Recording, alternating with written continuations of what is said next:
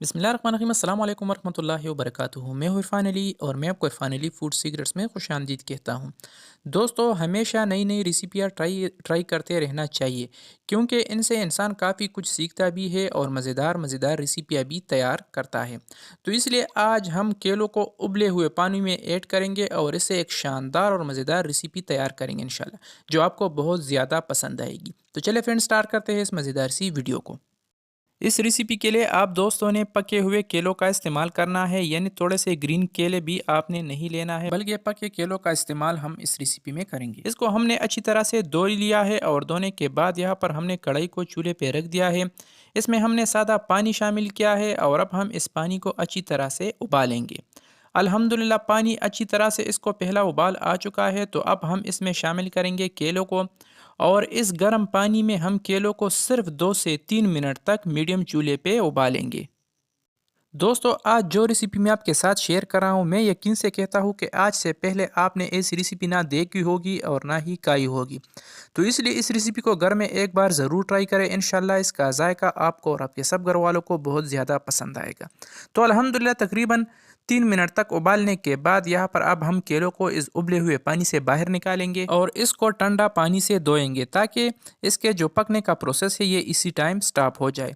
और इसको ठंडा करने के लिए हम इसको छोड़ देंगे। तो अल्हम्दुलिल्लाह हमने जो केले उबाले थे वो ठंडा हो चुके हैं। तो अब हम इससे इसका जो छिलका है ये हम इससे रिमूव करेंगे और इसके जो ऊपर वाला पार्ट है ये भी हम इससे रिमूव करेंगे। तो आप इसे देख सकते हो, सारे केलों से हमने छिलका रिमूव किया है और अब हम इसको किसी बाउल वगैरह में शिफ्ट करेंगे और इसको अच्छी तरह से मैश करेंगे। तो इस दौरान आप दोस्तों से हमेशा की तरह एक छोटी सी गुजारिश है, अगर आप हमारे चैनल पे नए हो तो हमारे चैनल को भी ज़रूर सब्सक्राइब करें और वीडियो को भी ज़रूर लाइक और शेयर करें, क्योंकि इनसे हमें काफ़ी हौसला मिलता है और हमें मज़ीद काम करने का जज्बा पैदा होता है। केलों को आप दोस्तों ने सिर्फ मैश करना है, इसको जूसर जग में डालकर इसका पेस्ट या जूस नहीं निकालना है, बल्कि इसको दरदरा सा मैश करना है। तो अल्हम्दुलिल्लाह हमने केलों को मैश किया है। अब हम इसमें बारीक कटे हुए प्याज़ों को शामिल करेंगे, हरा धनिया जिसको भी हमने बारीक बारीक काट कर इस बाउल में शामिल किया है। तो अब बारी आती है मसालों की। मसालों में सबसे पहले हमारे पास है साबुत ज़ीरे का। यहाँ पर हम 1 टीस्पून यानी 1 चम्मच ज़ीरा इसमें शामिल करेंगे। 1 चम्मच पकौड़ों का मिक्स मसाला हम इसमें ऐड करेंगे और आधा चम्मच यहाँ पर हम गरम मसाले का पाउडर भी इसमें शामिल करेंगे। कुटी हुई लाल मिर्च आप अपनी मर्ज़ी के हिसाब से इसमें कम या ज़्यादा शामिल कर सकते हो। 1 चम्मच नमक हम इसमें ऐड करेंगे। नमक भी अपने जायके के हिसाब से आप इसमें शामिल कर सकते हो।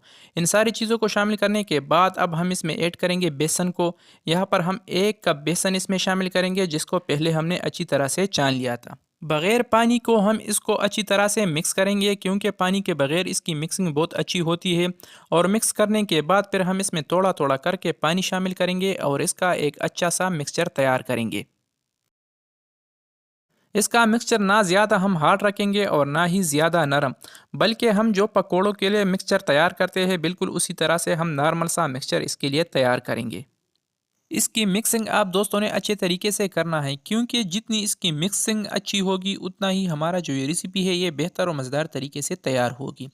तो अल्हम्दुलिल्लाह इसको हमने मिक्स किया है, आप इसे देख सकते हो। तो अब बारी आती है इसे पकाने की, यानी इसे फ्राई करने की।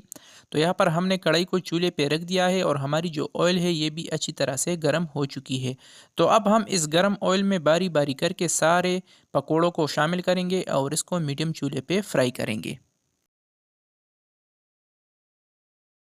दोस्तों, ये एक न्यू रेसिपी है और इस रेसिपी को बनाना कोई भी मुश्किल काम नहीं है, लेकिन एक बार आप ज़रूर इस रेसिपी को ट्राई करें। इसका जायका बहुत ही ज़बरदस्त और लाजवाब होता है। अल्हम्दुलिल्लाह हमने सारे पकोड़ों को इस कढ़ाई में शामिल किया है और अब हम इसको मीडियम चूल्हे पे फ्राई करेंगे। अब इसका एक साइड फ्राई हो चुका है, तो अब हम इसका साइड चेंज करेंगे, ताकि ये दोनों साइडों से बेहतर और अच्छे तरीके से तैयार हो जाए। फाइनली दोस्तों, अल्हम्दुलिल्लाह बनाने के जो मज़ेदार और क्रिस्पी पकोड़े हैं ये तैयार है, रेडी है।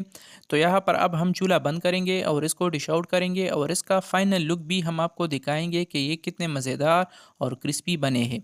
तो दोस्तों, कैसी लगी हमारी आज की आसान सी और न्यू रेसिपी? उम्मीद करता हूँ कि आप दोस्तों ने हमेशा की तरह हमारी आज की आसान सी रेसिपी काफ़ी पसंद की होगी। अगर वीडियो पसंद आई है तो वीडियो को भी लाइक करें और शेयर करें और चैनल को तो ज़रूर सब्सक्राइब करें। तो फ्रेंड, मिलते हैं नेक्स्ट वीडियो में।